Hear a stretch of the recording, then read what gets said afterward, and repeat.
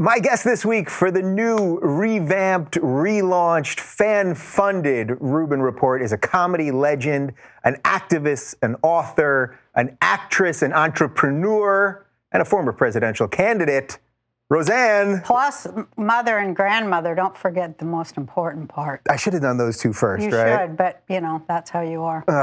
It's okay.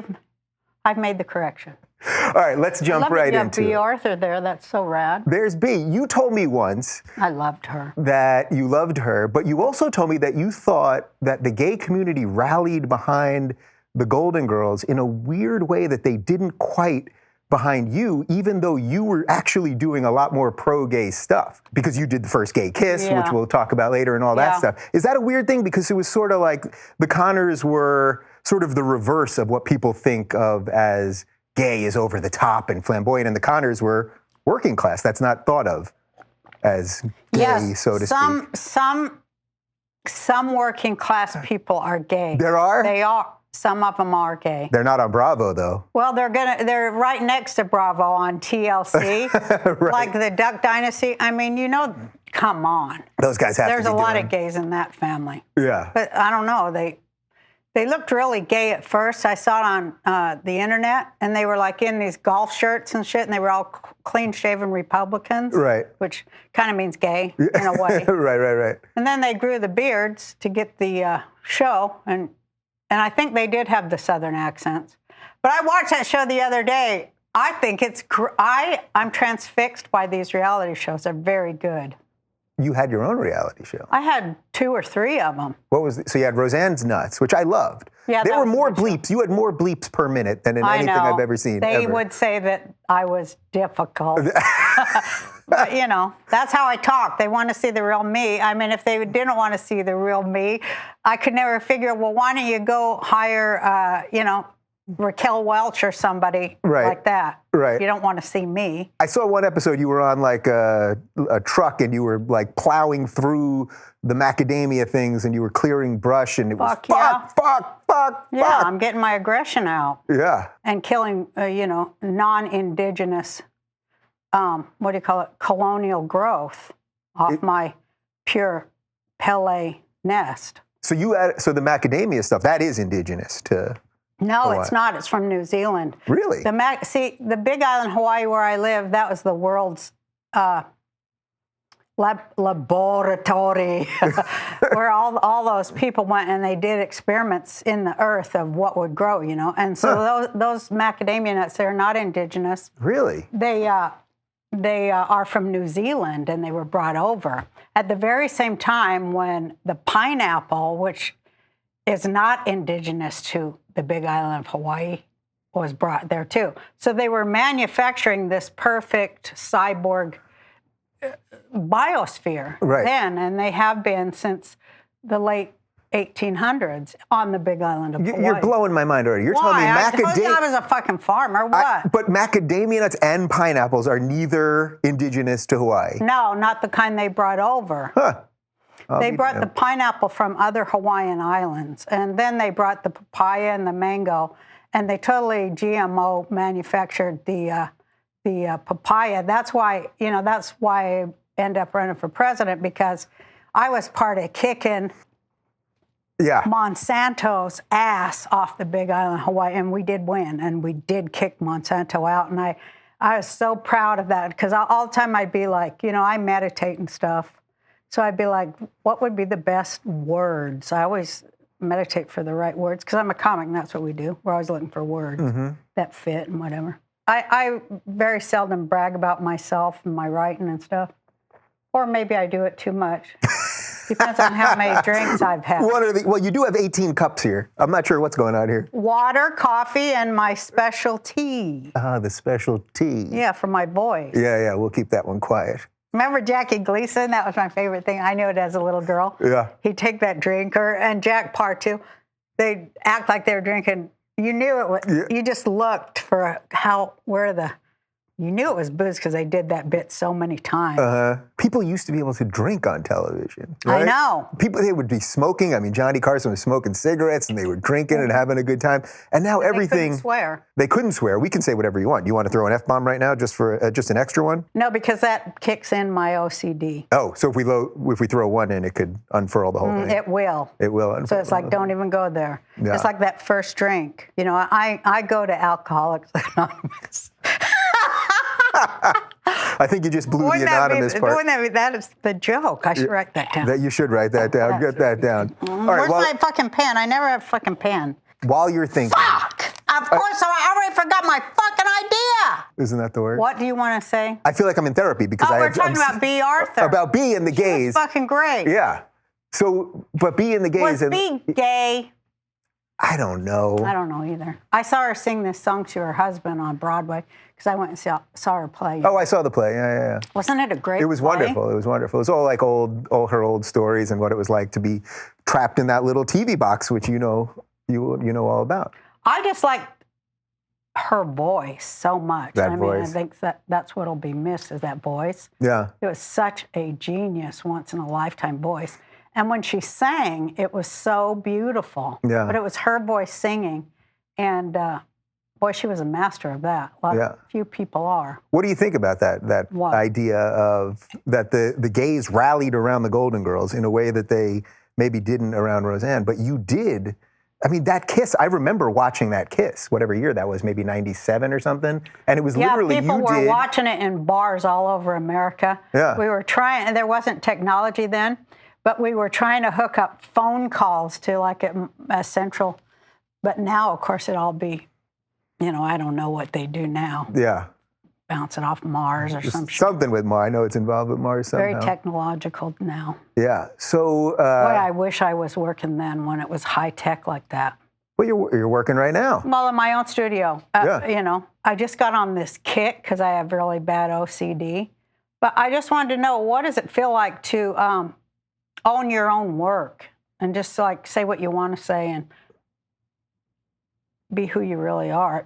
It takes a lot of sacrifice, man. Yeah. I mean, we have been working. You're paying for it out the ass every day. I've never worked harder in my life than we've worked in these last couple months as we've put this thing together. Well, you got to work hard. Yeah. You got to pay the fucking cost to be the fucking boss. That ain't no bullshit. Yeah. You own the sitcom? No. You didn't own it? I own a percentage of it. Right. That makes me, I could go I do get depressed over that. That you didn't? I own 20% of my own work. Mm-hmm. And I'm the one that put my life on the line. Certainly wasn't any committee involved there. But every joke, there was a fucking committee involved. But at the final hour, I just say what I want in front of the camera and let the audience decide. If I got a bigger laugh than all them writers, then we kept that. Yeah. And if they got a bigger laugh than me, we kept that. I mean, I cared about the product. Yeah. And aside from all the other names, they call me cunt and bitch and all that shit because, whatever. It's important that an artist control his or her own life and product and everything. I mean, that shit ain't free for somebody just to take. Isn't it cool that we're cutting out the networks now in a way? Because look, I mean, I think so. Yeah, like I own this thing. I don't have to answer to anybody. You're going to work fucking hard too. Yeah. You're not no fucking Democrat. Yeah. Are we going to get to the fucking elections or what are we talking about? We're all over the place here. I know that's me. Yeah, I'm with you. I'm cool. So you want to go to the elections? No, go where you want. You're running this shit. I am? I guess. I want some of the sweet tea. I'm handing over. All right, let's go to the elections. Let's go to the elections. Is that really where you want to go? The elections, Roseanne.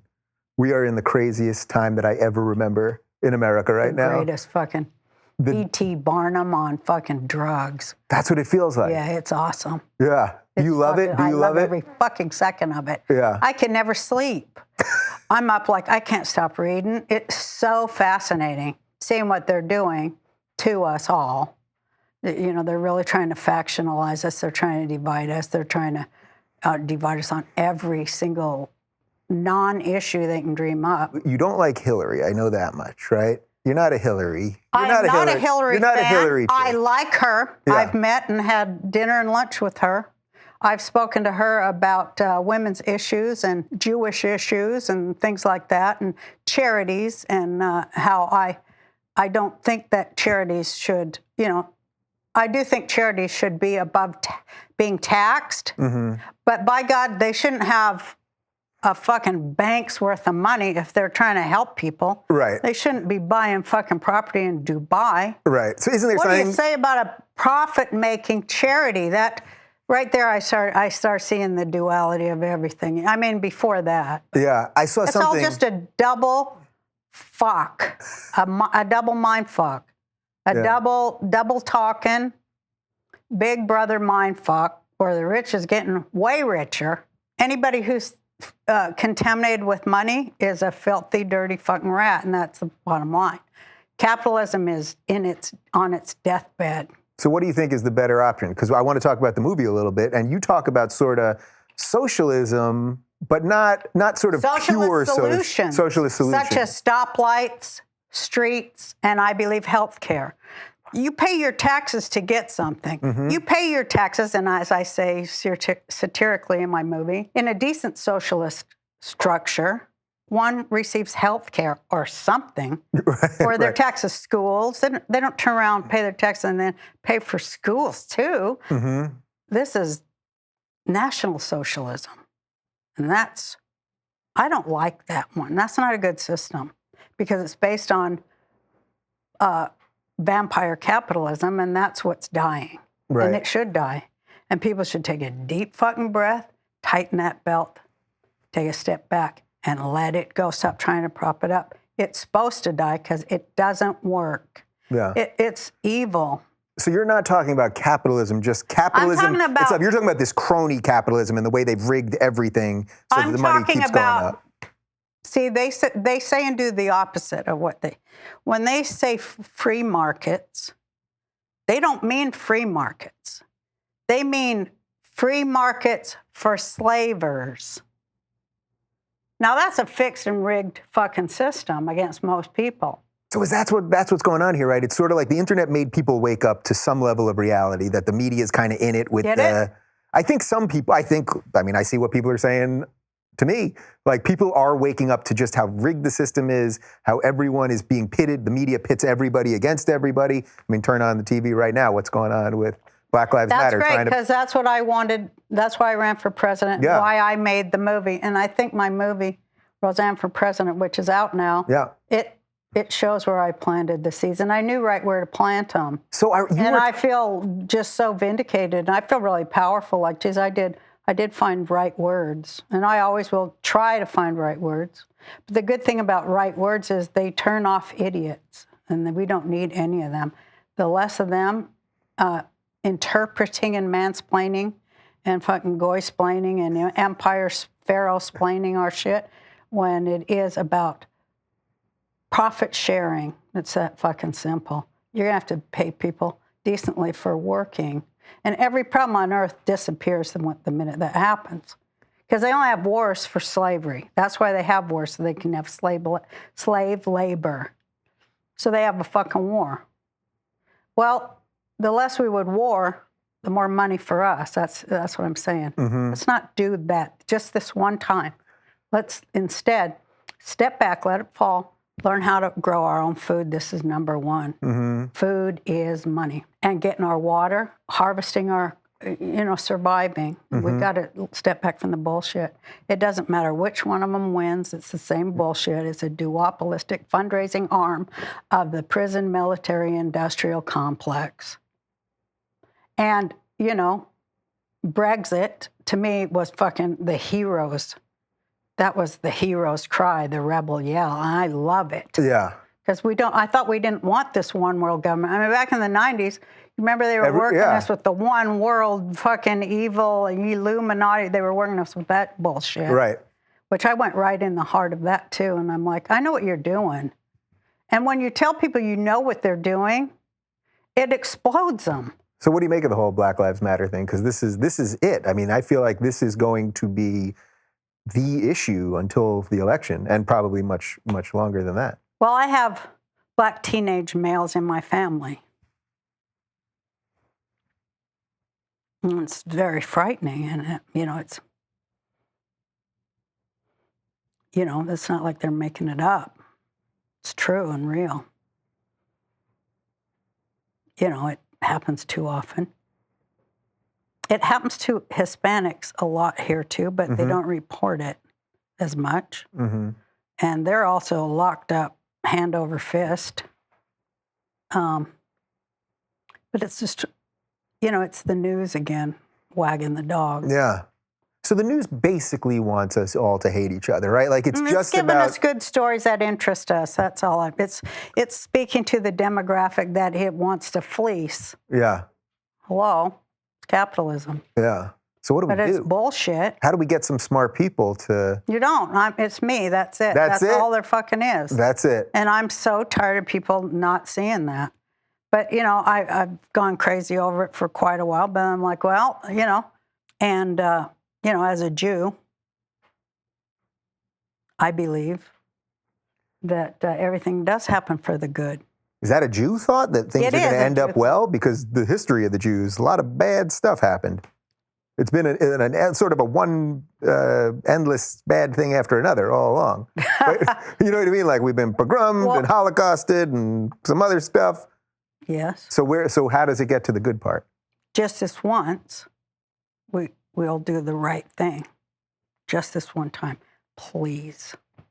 That's why my prayer is just this one time we would. Don't listen to these fucking paid leftist, fake left assholes. They're full of fucking shit. They're anti-union. So you call them the fake I say left. we can put the PAL back in Palestine, Palestinian. Yeah. Because, to me, as an old socialist, and so were my grandfathers, grandmothers, they were the fucking shit that thought this shit up. They weren't greedy pigs, and they didn't want to kill people. Mm-hmm. They just wanted profit sharing. They wanted to be paid fairly for their labor. And I think that that's the only real issue on earth. And everything is a labor issue that can easily be solved if you take all the drama and bullshit out of it, and it could be easily fucking fixed. And then we would so evolve to such a fucking different place. And I think we're going there. Our technology proves that we're going there. And at the top of the pyramids where those programmers sit, there's a lot of really moral people. More and more. Because I think that at some point, I say, after that dark night of the soul that we all have, rich, poor, any color, whatever, every culture, you got to make the decision to look yourself in the face in the mirror. And some people, they don't have no reflection. Mm-hmm. And no self-reflection means they're not really a person. They're not really human. So basically being present, I think what you're saying, sort of being present in your being own aware, self. And just being aware. And being aware is really... So hard.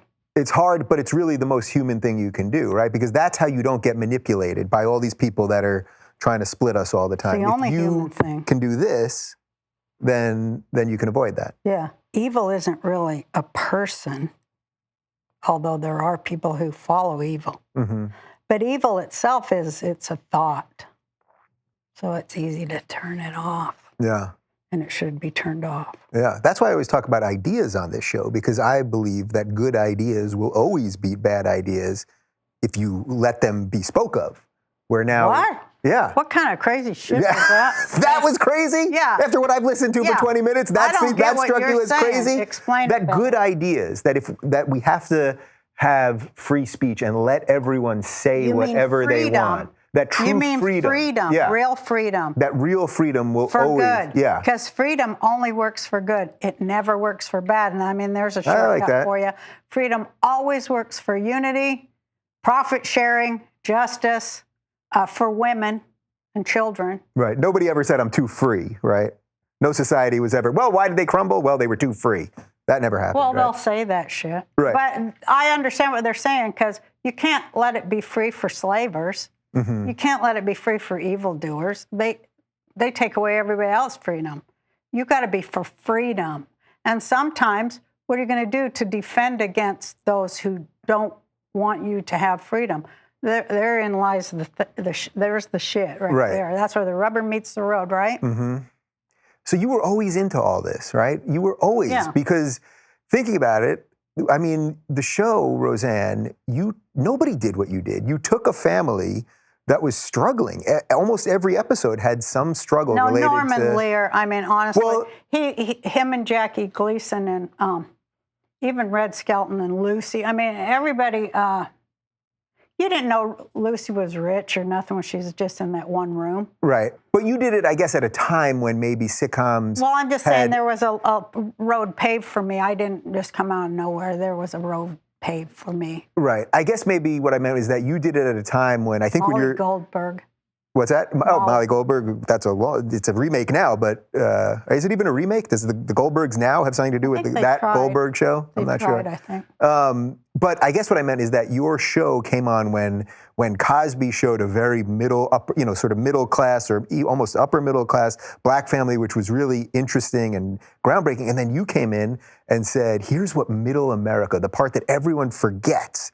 LA doesn't care about them, New York mocks them, whatever it is. You came in and said, this is what I'm gonna do. And the jokes were real, everything about it. The fights that you and Dan had, that you and John Goodman had, I mean, everything, it was real.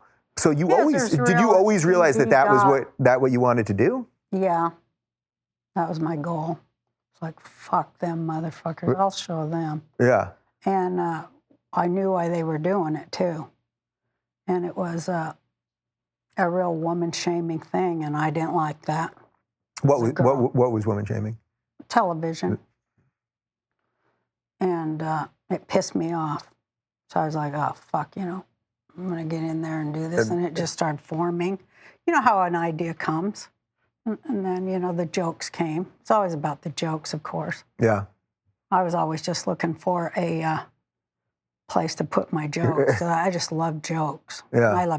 They just come to me. I don't know, I speak in jokes, so I'm a comic, Yeah, yeah. But, there's a lot of thought in comedy and comics. We're smart. We need more good comedy now, don't you think? Like, I feel like we don't, like, every morning I wake up and I see something in the news and I'm like, fuck, if only George Carlin was around for this, I got to give it up to Doug Stanhope. Mm-hmm. I do think he's this day and age one of George Carlin types or children or whatever you call it, offsprings or whatever. Yeah. But I have to say that I went down to Mitzi Shore's, the comedy store there. Mitzi gave us all our starts. Yeah. Thank you, Mitzi. And Tuesday night is, I can't remember the name because I don't remember anything, but it's all black comics. Mm-hmm. Oh, shit. They're on it? I've never seen anything like it. Yeah? They're mixed media. They're doing it with mixed media. It's genius. And they let me come up and dance. But there's some genius comics on Tuesday night, main room comedy store, movie star level, brilliant, physical as well. We used to have those different comics. We'd have like a physical guy, a guy that did characters, a guy who sang and did impressions. Mm-hmm. These are all that in one. Yeah. It's scary genius. Wow. And I love seeing scary genius comedy, and I've seen a lot of it, It's out there, it's coming. If Trump wins, the only good part really is it's going to be so great for comedy. I mean, oh my God, the jokes will just fucking right. It'll be great for us, but not great for the country, probably. No, I think laughing's good for the country. Yeah. If Hillary gets in, it'll be like, I'm offended. Yeah. So if Hillary, that's my thing right now. Where Nobody I'm at. will I don't have know any fucking jokes. I don't know what I'm going to do. Just like they don't have no Obama jokes. Yeah. You tell me, I mean. Nobody did it, right? People whisper Obama jokes. Yeah. But few of them are funny. They're just stereotypes, but some of them are funny. Yeah. So Milo, who we've talked about. He's got some funny. Well, he told me that, and I get this part of why he's supporting Trump. He told me that this election has nothing to do with politics. It's purely on culture. It's on this wrestling match. It's basically, that's what he said. Trump's the heel. Yeah. He's trying. They got to do him and the CIA and the FBI. And, the Federal Reserve, they got to do everything they can to make Hillary look good to us. They're going to some They're going to some extremes. So you think Trump's in on She'll it with never Hillary? look good. You think? Oh, She's yeah. got too many fucking not goods around her. She should shred them, but she doesn't. She doesn't shed any bad. So that's scary. Right, it just sticks with her. Yeah, if I was running, I'd be like, fuck. I did say, no, I'm not going to take a dime from you, motherfucker. I got my own money. I don't need your shit. So you kind of did. This is so Well, I watched. I paid for it. When I watched and now the movie. Trump, when he was running in the primaries, I could he was stealing my shit right and left. So was Bernie. Hillary started stealing my shit on my show. This one reporter from France came over and she interviewed me for some big intellectual bullshit that only Jesuits read, And she said, would there be Hillary Clinton without Roseanne Connor? I said, absolutely not. There wouldn't be a Sarah Palin either without Roseanne Connor. I'm not saying Roseanne Barr, except for, I did animate that character. But that character's got a life of its own. It's my Frankenstein. So how do we keep pushing out good stuff? How do you get good? That's what I'm trying to do, is get some good stuff through the noise. And it's tough. But people want it because I see it every day. People are going, wow, people want to be smart. And yet the system is designed to make them dumb. Mm-hmm. So how do you fight through that? Well, you have to meditate. And you have to find the silence inside that can combat bullshit. Like super lady, superwoman, bracelets. Uh-huh. You have to find the calm place in your mentality to just sit and behold, be aware and behold, and do nothing. Just be aware. And you can do it by, 3 steps. Breathing in, holding the breath, and exhaling the breath. That used to be called count to 10, but it is kind of counting to 10. But afterward, when you do it, you have some peace in your mind when you don't contain any programming or bullshit. You're just open and you feel rather than think. And you feel breath in your body. Right after that, you can see a lot clearer.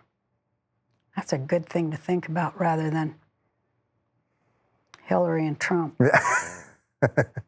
Be in your body and be aware of your body, of the food you grow and the excess of the food for profit sharing, because you might have to share your profit with your neighbors in order for them to barter something of equal value to you, because you're going to probably be without money. So these are real things. They're not bullshit things. Money's paper. It's bullshit. It doesn't exist anymore. It's not backed up by anything. Just paper. Yeah. Why do you work so hard to get paper? For food, shelter, clothing, and community and safety. Well, you already got that shit. If you work it, it's right in front of you. Like cows are in a pasture full of food. We got that. That's how the world really is. When you don't have money, it's all fucking there anyway.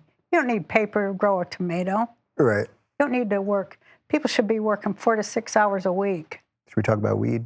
Yeah. Let's talk about some weed. We'll talk about it by having if there was some weed around here before, and I know you smoke the good stuff because I've smoked some of your weed before. Yeah. You got that oil. I do the oil. And it was almost like being on something else. It isn't weed. That isn't weed? I mean, I do think it's something beside weed. Oh, there's something else in there. It's the oil. The oil is something else. Yeah.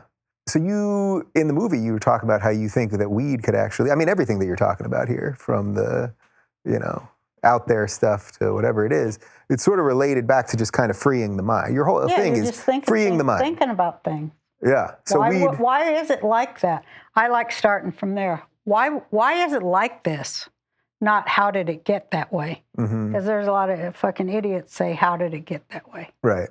I was inducted into a real smart group when I was very young. And my teacher told me, only victims ask why or how did it get like that. That's their spherot. Right. That's the reality they live in, but we're something else. Right, that's something because we live in such a victim culture, right? Everyone is always, I always talk about the oppression Olympics here, where everyone's trying to show you how they're the most oppressed and the system's most rigged against them. But what you're saying is it's not about why it is, but now it's about just it is. That's it is. What it is. It is. So now use it, right? Like that's the next step as long as you're saying it's his fault, I can't change it. Wah, shit in my pants. Now that's big baby shit. That isn't grandmother shit. That's big whining baby shit. And we've been changing their pants forever. But I mean, come on, we got to take care of each other. We can't. We got to put our heads together and figure how to change the system so that it works for people. That's hardcore change.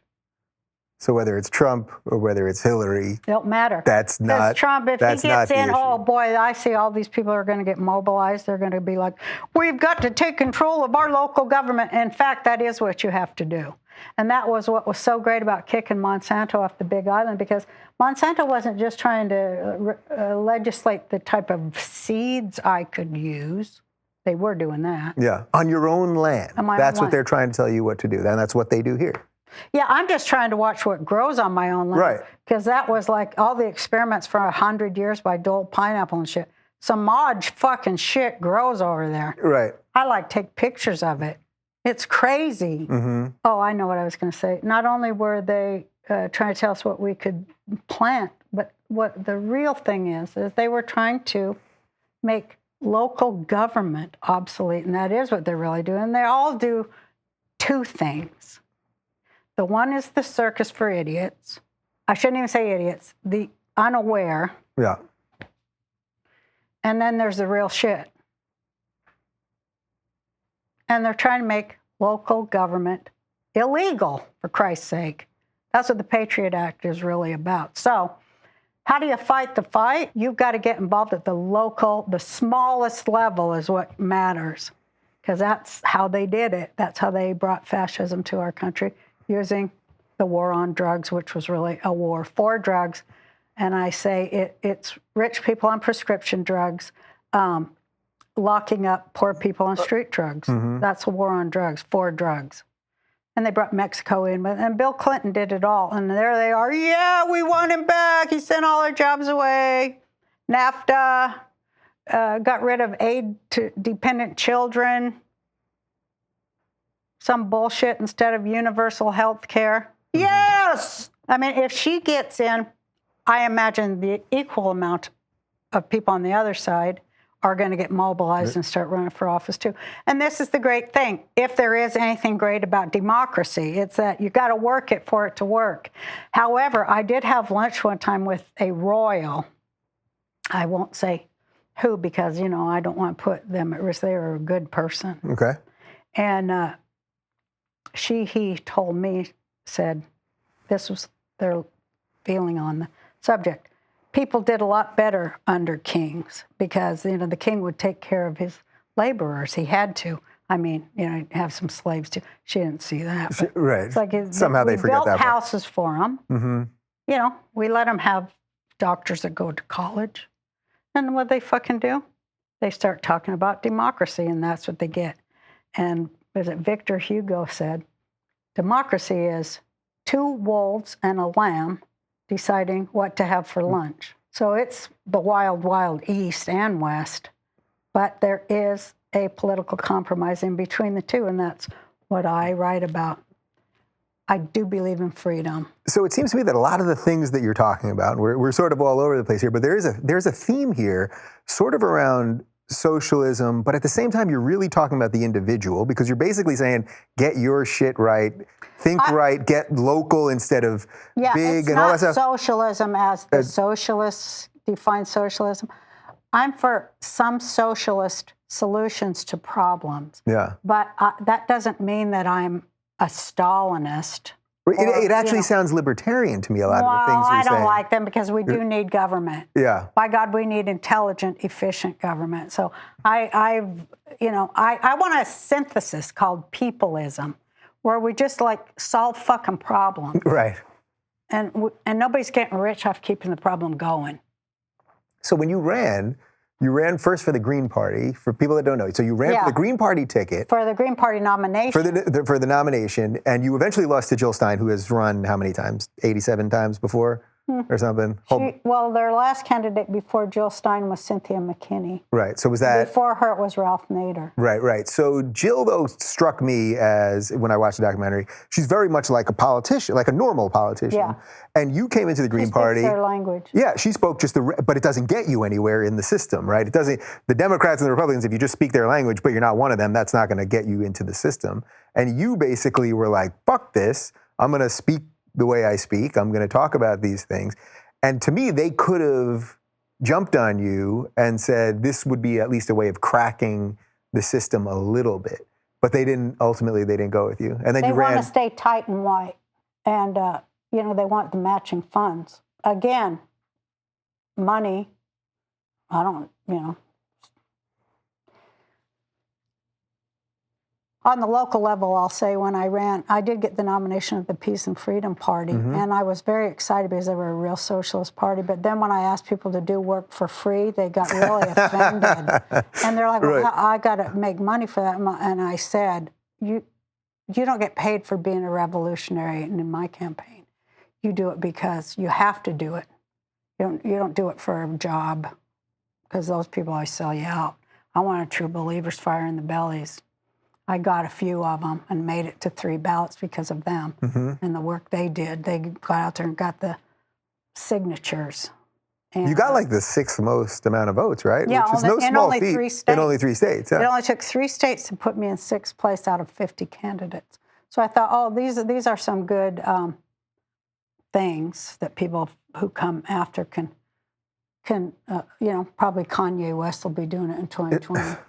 Roseanne Kanye, I could see it. Do you think we have a chance? Do you think we have a chance to get out of this freaking thing? So I get what you're saying. There's goodness coming. People are waking up. And then you're also talking about a lot of bad stuff. But in just terms of the political stuff, you think there'll be a chance? Like, could somebody actually good do it? Well, I did it. Yeah, but can someone break through? Can I break through? That's the question. Can somebody, we can break through in our own ways. Can you do it? Me. Yeah, you're going to do it? I'm right here. You're going to run in 2020? Is there anybody else but me? No, there isn't. And that's what really fucking pissed me off, because people are like, oh, she's doing it and everything. And I wanted to show, hey, what if you really run for the values all of America says they believe in? They're going to vote for you? No. But that's disturbing, because that's just nothing but dirty mind control. And when you sit in front of people, yourself included, sorry, and you say, no, I have the answers. I put a lot of thought into how we're going to live through the collapse of capitalism. And show me one other candidate who's saying anything like that. And there isn't any. And then they go, well, is there a chance somebody could say something? And I'm saying it, but because I think it's because I'm a woman. I do. And hot. And I'm just too fucking smart. People can't accept me. I can't be responsible if people don't want to hear it. I had to really separate out from that. If people don't want to hear it, fuck them. No, I don't think that there's any hope that we're going to live through this shit. No, I don't. I think there's an infinitesimal, I think it's 99% that will all be dead within 40 years, and the earth with it.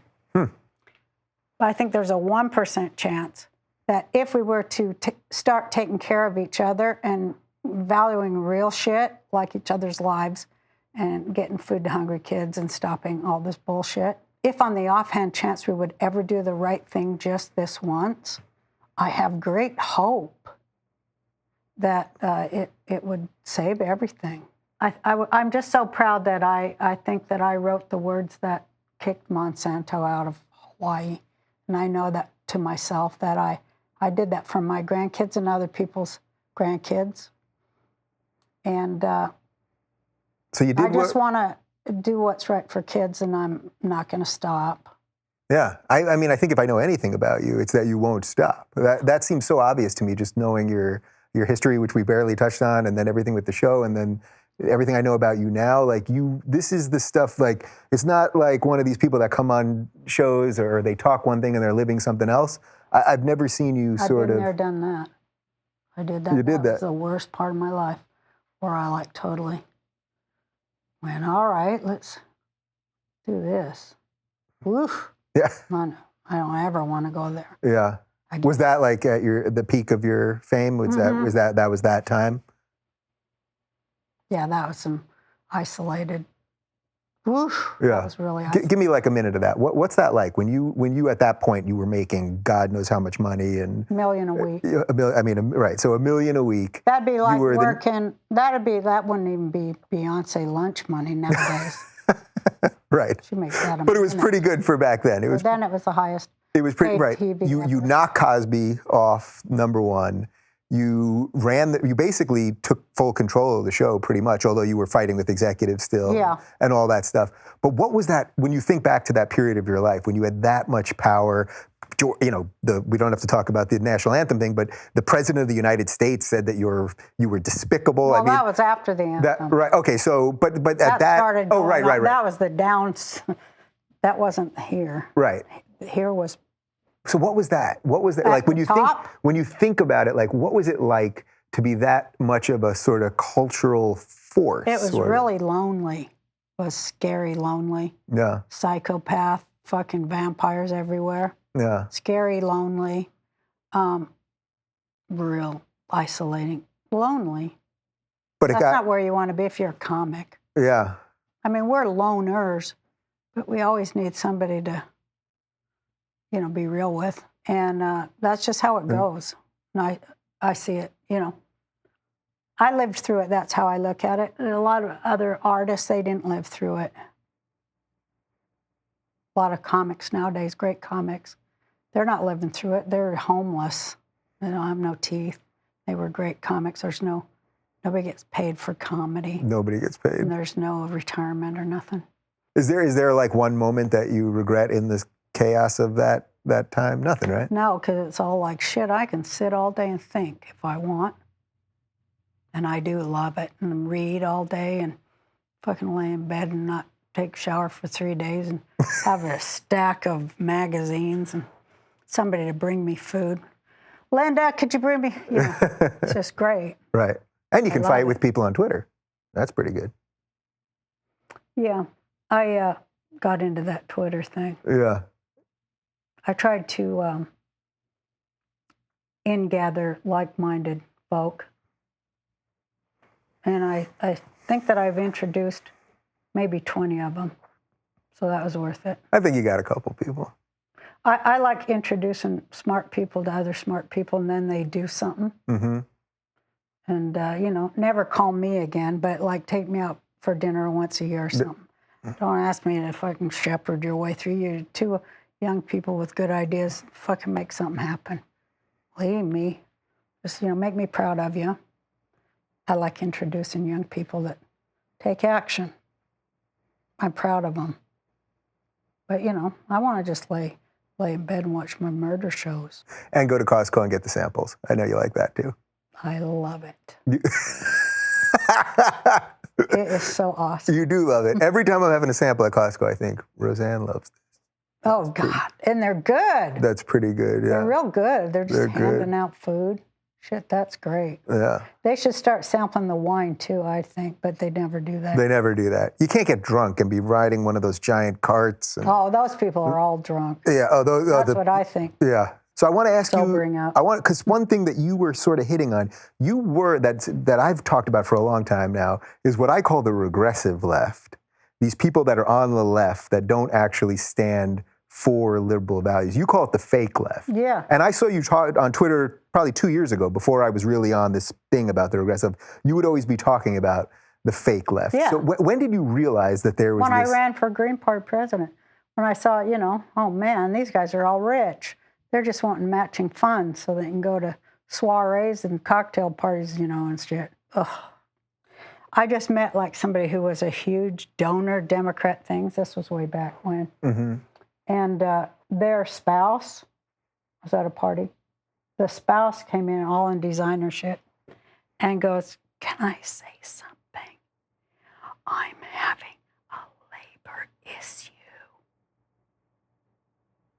I was like, why am I always there to see the worst fucking shit that on earth? And I'm always there seeing it. Mm-hmm. I want all of my maids to wear French-made outfits. But my husband said that I could get this. It wouldn't be right. I'm like, oh my fucking God, why am I seeing this? Yeah. So of course I can't shut up. Like, you're gonna get your motherfucking ass sued and handed to you. There's labor laws. Yeah. You can't break fucking labor laws. Can you not make your maid wear a maid's outfit? Is that? I guess if they sign a Hollywood release or some shit, you tell them it's a reality show. They'll get around anything. Right. But it's all just fucking bullshit. They're not pro-union. When's the last time you heard fucking Jill Stein say a goddamn word about union labor? Well, it just doesn't happen. Yeah. It's about boycotting Israel. And that's what they're all about, because that anti-Semite shit, it works. And those guys, those pharaohs writing the checks, that's a great misdirection. Wait, so it's not the Jews writing the checks? I thought the Jews... No, it's pharaohs. So you've become a huge defender of Israel, which I think is amazing, because in this business... I've always been what I thought was a defender of Israel. And when because when I was a little girl, that was my whole life. It was Israel, Palestine, we called it before they stole that word from us. But my uncles used to sing, if your name is A.B., join the Jewish Navy, fight, fight, fight for Palestine. That was that's how it was. And Palestine was where the Jews lived. Well, that's why the Arabs boycotted Palestine. Yeah. Yeah, and they have had a boycott on Jews. Yeah. The Arabs have, for way before Israel existed. Hello. And it's just all bullshit. And I think that fake left, what their cover is, they just cover for empire. And empire, royal empire, pharaohs, they stole all the money of the Iraqi Jews and kicked them out. All the time the fake left was not talking about labor and ethnic cleansing of Jewish wealth in the Arab world, because they were getting paid by the pharaohs to say that shit. And I knew it was fake. I knew it was fake when I addressed the Green Party delegates in Florida in 2011. And I'm like, you got to get rid of stand your ground gun law. They didn't know about Trayvon Martin or anything. I think it hadn't happened yet. And that was a stand your ground. I knew that was fucking not a good law for people, and it's all based on how are they going to lock up pot smoking kids to go to those jails and work for those corporations for 16 cents an hour. It's a predatory system. I mean, we know enough to call it predatory lending, but it's way bigger than predatory lending. It's when you go to church to pray and a pedo gets you. It's beyond predatory. It's a pirate predatory system. And children are its prey, and I don't like that. And I don't like anybody who aids that. And no grandmas do. Grandpas don't either. But they're nodding off at the television. People who don't have kids or whatever. Decent people don't like that kind of system, and they don't even dare look at it because they're like this. Mm-hmm. That's like when Moses went and, he killed the taskmaster, Moses was the prince of Egypt. And he went and killed that taskmaster because it's like, you can't be. Somebody bigger than you is going to come along. And I guess that's just the history of the world, right? Who's ever got the shit hammer wins. Yeah. And the shit hammer, violence and all that war stuff,